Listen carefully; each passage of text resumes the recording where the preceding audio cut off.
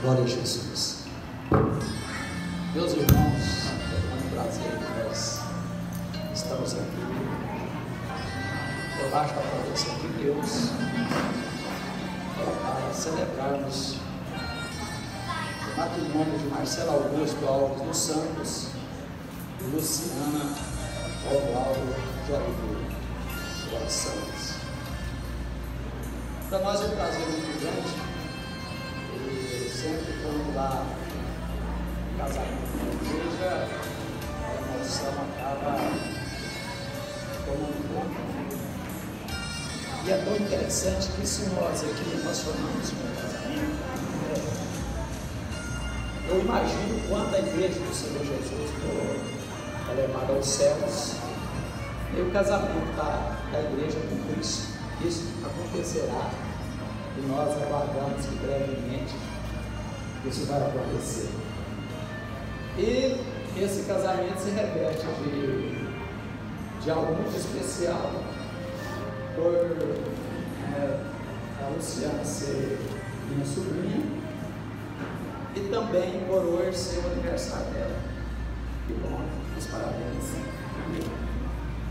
Mas não somente isso, também por estar cumprindo uma promessa que eu fiz há 17 anos atrás, pelas circunstâncias da vida da Luciana, e brevemente eu estarei falando aqui o que aconteceu, os parentes sabem, mas algumas pessoas provavelmente não sabem.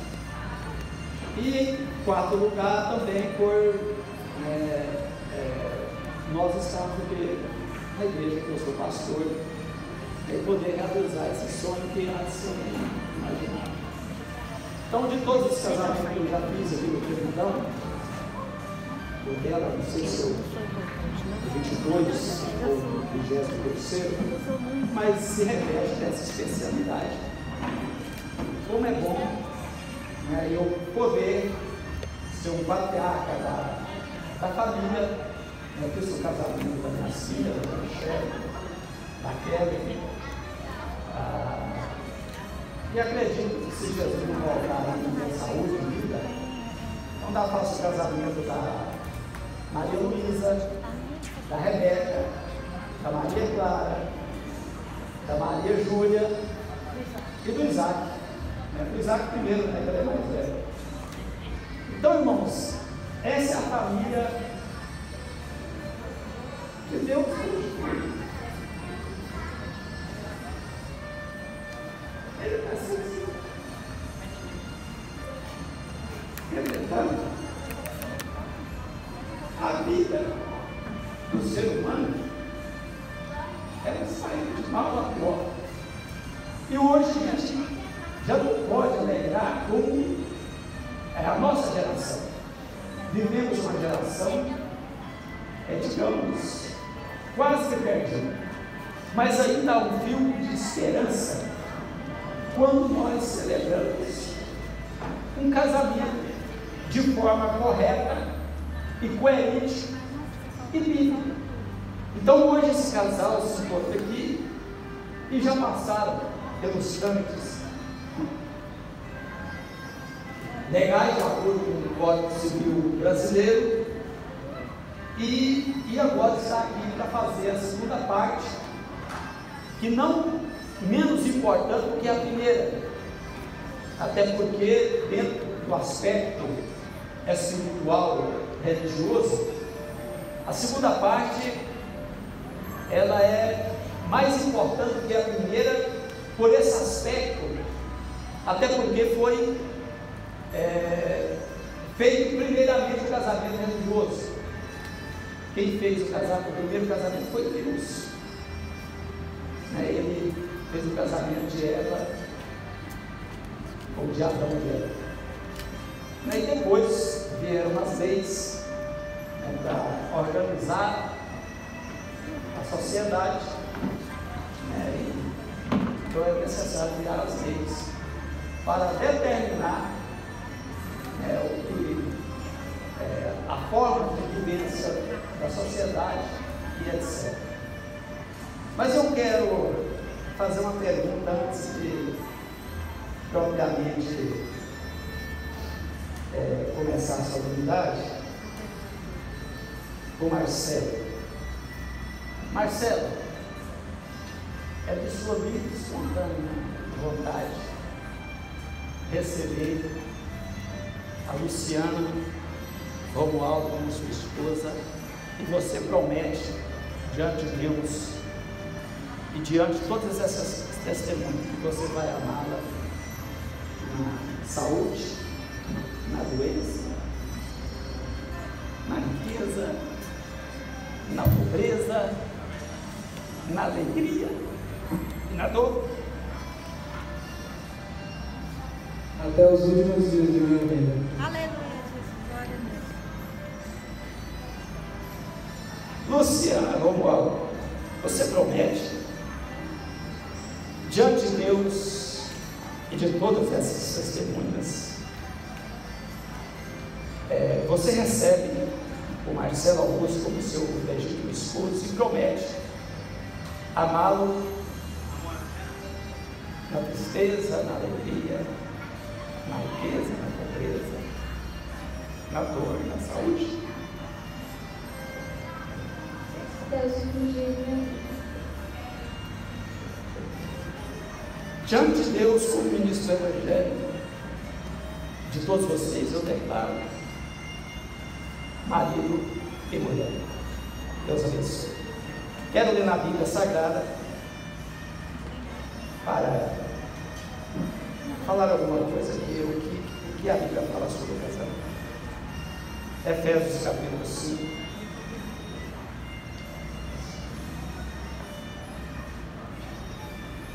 Esse texto, talvez, dentro do aspecto social hoje que nós vivemos, as pessoas imaginam que o texto está desatualizado.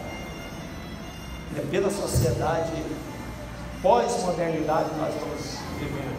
Entretanto, a Bíblia é como o jornal, é tão atualizada como o jornal que vai circular amanhã.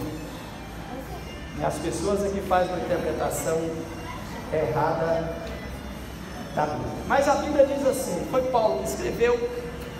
O apóstolo Paulo, ele era solteiro, entretanto ele escreveu essas palavras tão interessantes e que é a base para todo o matrimônio, para dar certo e para durar, como eles mesmos falaram aqui, né? Ou como a Bíblia diz, até que a morte os separa. Eu mais a Neide, nós já temos 35 anos de casado. São coisas raras hoje, não é verdade? Mas a Bíblia diz assim: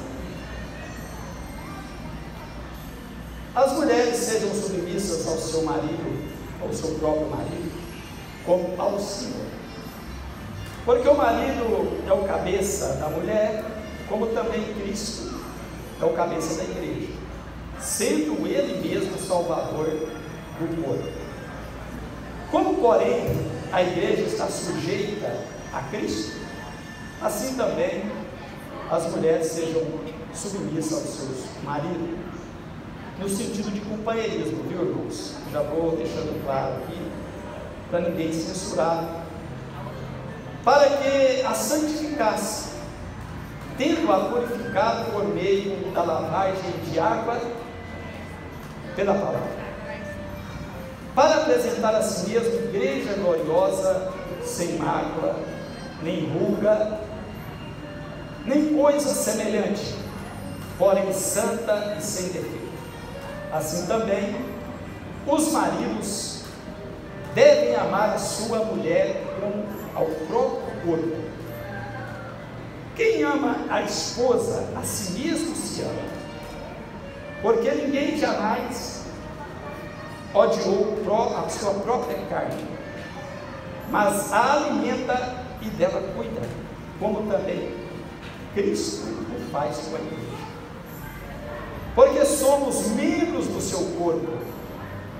Eis que deixará o homem a seu pai e a sua mulher, se unirá deixará o seu pai e sua mãe, e se unirá a sua mulher, e serão ambos os dois em uma só carne. Grande é este mistério, mas eu me refiro a Cristo e a igreja. Não obstante, vós, cada um de per si, também ame a própria esposa como a si mesmo, e a esposa respeite o marido. Então, hoje, quando nós temos um conhecimento familiar, não é difícil você viver conforme a Bíblia nos ensina. Mas diante do que tem ocorrido no mundo, nós estamos observando uma banalização do casamento. Que me desculpe, às vezes, aqueles que já contraíram outros matrimônios. Entretanto, o matrimônio original é esse. E nós devemos levar em consideração e com muito respeito aquilo que foi ou aquilo que é original. Até porque existe aquela frase que muitos não estão conta de repetir, porque o original não desoriginaliza. E nós precisamos de primar pela palavra. Ter um cuidado. Casamento não é fácil. Entretanto, foi Deus que constituiu. Como a vida cristã não é fácil, mas nós somos cristãos, e nós entendemos também que devemos nos esforçar para podermos praticar aquilo que o Evangelho nos recomenda. Até porque Jesus Cristo, ele disse que o reino de Deus ele é tomado por esforço, e quem se esforça se apodera dele. Então vocês viram que Paulo faz aqui uma analogia de Cristo e a igreja, que é o corpo dele, ele é o cabeça, uma analogia com o casamento. Então as dificuldades elas sempre sobrepõem, ou pelo menos ela vem, não pode sobrepor na verdade, porque nós devemos ter a maturidade, a capacidade de diálogo e de resolver as circunstâncias, e nunca jamais querermos consertar um erro cometendo o pior. E por isso nós estamos observando uma sociedade infelizmente caída, mas a princípio não foi feita assim, né? Quando alguém interlocutou Jesus dizendo: olha, por que então? É porque eles tinham perguntado a Jesus se o homem, olha para vocês verem, aqui tem algo machista, se o homem poderia dar carta de divórcio à sua esposa ou à sua mulher. Jesus falou: não. E eles disseram: então por que Moisés concedeu a carta de divórcio? Aí Jesus falou: olha, por causa da dureza do vosso coração. Então Moisés abriu, digamos, esse leque, porque as mulheres sofriam muito na mão dos homens, e era tratada apenas como um objeto que você usava e descartava e pronto. Para as mulheres aqui, vocês sabiam que foi Jesus Cristo que deu a plena liberdade para vocês? Vocês sabiam que foi o cristianismo que fez ou reconheceu o lugar da mulher na sociedade? Foi o cristianismo que fez isso. Inclusive, Jesus chamou 12 apóstolos. Entretanto, quem financiava o ministério